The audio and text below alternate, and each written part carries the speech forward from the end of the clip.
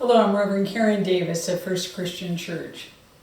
For many of us, we either use a GPS device in our phone or in our vehicles if we need to get directions to where we're headed. And what's great is that it will give us step-by-step directions and tell us when to start, where to go. We can do it visually, or we can have audio as well that tells us where we need to go and what we need to do. It tells us when to begin, when to turn, all of that great advice. And wouldn't it be great if life was that easy? That each and every day we had directions being given to us. Where to go, when to turn, when to stop. Well, actually, it is at times that easy. When we pause and reflect upon God's Word, upon our life experiences, upon the example and wisdom of those around us, we can get some pretty clear direction. As we journey forward during the Advent season, that is exactly what we are invited to do. This week, as we reflect on Mark's Gospel, chapter 1, verses 1 through 8, we are talking about John the Baptist. And John the Baptist was one who came to prepare the way for the Messiah.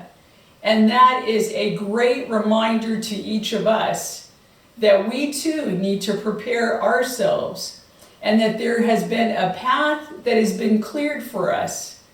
Is that path always going to be easy? Is that path going to be without obstacles?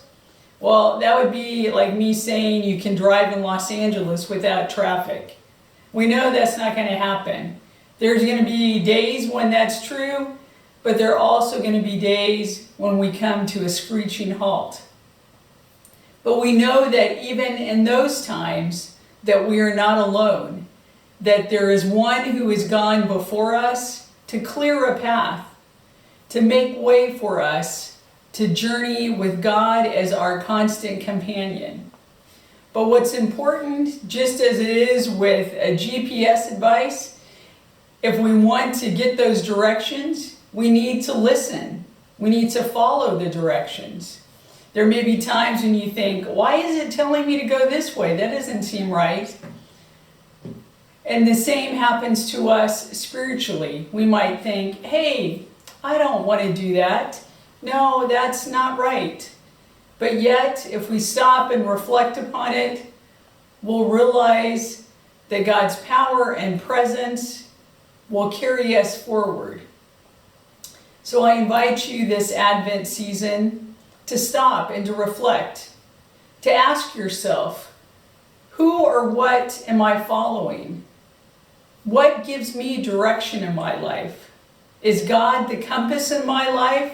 Or am I relying upon other things, other people to guide and direct and shape my future? Are we looking at the signs? Are we listening? So stop, look, listen, and watch. And follow in the footsteps of Jesus the Christ on the path that God is preparing for us. And again, be ready for those times when you encounter obstacles and maybe a sharp turn here or there. But we know that wherever our path may take us, that God is with us. Go with God's blessing and God's peace.